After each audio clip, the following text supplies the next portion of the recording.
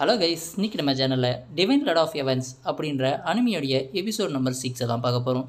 போன எபிசோடில் என்ன நடந்திருக்கோம் அப்படின்னு பார்த்தீங்கன்னா, நம்ம ஹீரோ 3 ஃபேமிலியோடைய வீரர்களோட சண்டை போட்டிருப்பான். அந்த 3 ஃபேமிலிகளையும் தோக்கடிச்சு இவன் பயங்கரமான சக்திசாலி அப்படின்னு சொல்லிட்டு நிரூபிச்சிருப்பான். கூடவே 3 ஃபேமிலியும் சண்டை போட வந்திருப்பாங்க. இந்த சண்டை எல்லாம் போடக்கூடாது, நான் தான் இந்த போட்டியில் ஜெயிச்சிட்டல, இந்த கிளம்புங்க அந்த ஸ்டார்டிங்லேயே தொடங்குது. வாங்க வீடியோக்குள்ளே போகலாம்.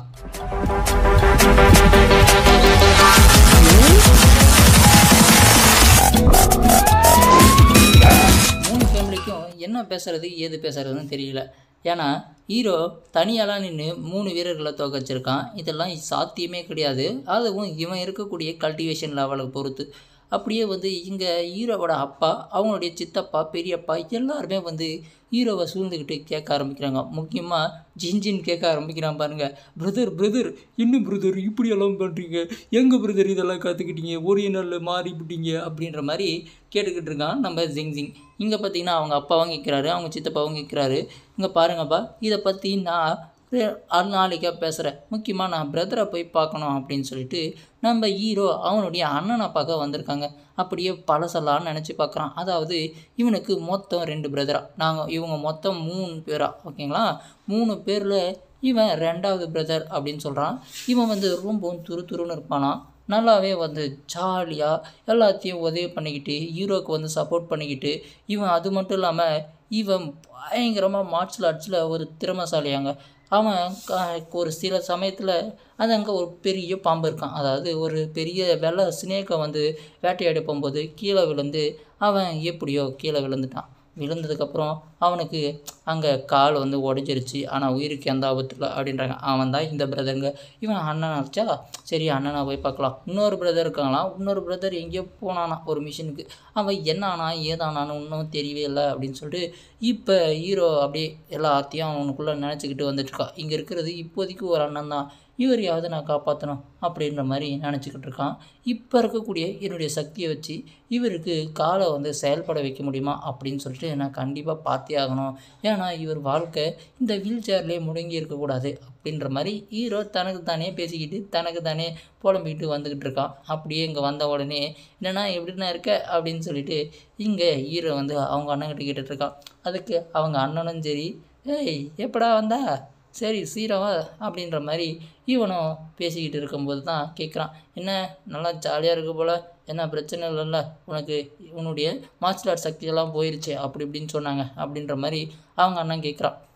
அதெல்லாம் ஒன்றும் இல்லைண்ணா, பரவாயில்லண்ணா அப்படின்ற மாதிரி 2 பேரும் மாற்றி மாற்றி பேசிக்கிட்டு, நீ இங்கே என் கூட தான் இருக்கீங்களே அப்புறம் என்ன அப்படின்ற மாதிரி ஹீரோ அவங்க அண்ணன் கலாய்க்க ஆரம்பிக்கிறான். அதுக்கு என்ன பசிக்குதா, ஏதாவது வேணுமா அப்படின்ற மாதிரி ஹீரோவோட அண்ணன் கேட்க, அதெல்லாம் ஒன்றும் இல்லைண்ணே, உங்களுடைய காலை சரி பண்ண முடியும், அதை சொல்லிட்டு போல தான் வந்தேன் அப்படின்ற மாதிரி ஹீரோ சொல்கிறான். என்னது காலை சரி பண்ண முடியுமா? இந்த நாட்டிலேயே மிக சிறந்த மருந்தாளர், அதுவும் மூலிகையெல்லாம் கொண்டு மிகவும் சிறந்த மார்ஷல் ஆர்ட்ஸு, அவரே ஒன்றும் பண்ண முடியல, நீ என்னடா பண்ணுவ அப்படின்னு சொல்லிட்டு ஹீரோ அவனுடைய கையை பிடிச்சிட்டு எல்லாத்தையும் சொல்கிறாங்க. உங்களை காலை கண்டிப்பாக சரி பண்ண முடியும், ஆனால் கொஞ்சம் அது கஷ்டமான வழி, நான் அதை கண்டிப்பாக நான் செஞ்சு தான் ஆகுவேன் அப்படின்னு சொல்கிறேன்.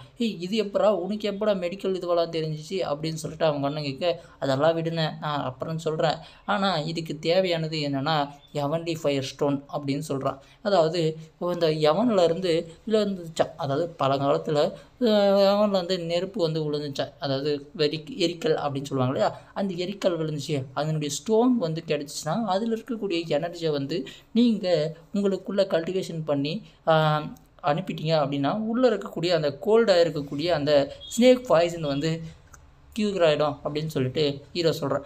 இதெல்லாம் ஓகே, இது எங்கடா போய் கண்டுபிடிப்பேன் அப்படின்ற மாதிரி ஹீரோக்கிட்ட அவங்க அண்ணன் கேட்டுட்ருக்கான். அது என்னுடைய பிரச்சனை, ஆனால் நீங்கள் கவலைப்படாதீங்க அப்படின்னு சொல்லிட்டு ஹீரோ என்ன பண்ணுறான், ஜாலியாக நடந்து போயிட்டுருக்கான். அந்த இடத்துல பார்த்திங்கன்னா ஹீரோவோட அண்ணனுக்கு பாதுகாவலாக இருக்கக்கூடிய ஒருத்த சொல்கிறாங்க, இங்கே பாருங்கள் உங்களுடைய தம்பி இருக்கார் இல்லையா, குன்யான் அவன் 3 ஃபேமிலியில் கூட மிகச்சிறந்த வீரர்களை தோக்கடிச்சிருக்கான் அப்படின்னு சொல்ல எல்லாத்தையும் சொல்கிறான், என்னாச்சு ஏதாச்சு அப்படின்றது எல்லாத்தையும் புட்டு புட்டு வை அப்படின்னு சொல்லிட்டு ஆச்சரியமாக கேட்குறான். ஏன்னா இப்போ வந்த உடனே உங்கள் காலை நான் சரி பண்ண போகிறேன், அதனால அவங்க கையை கொடுங்க அப்படின்ற மாதிரி பேசிக்கிட்டு வந்துட்டுருக்க.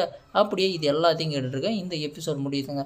அடுத்த எபிசோடில் என்ன நடக்க போகுது ஏது நடக்க போகுது அப்படின்றத அடுத்தடுத்த எபிசோடில் பார்ப்போம். பிடிச்சிருந்தா லைக் அண்ட் ஷேர் பண்ணிவிட்டு மறக்காமல் சப்ஸ்கிரைப் பண்ணிக்கோங்க.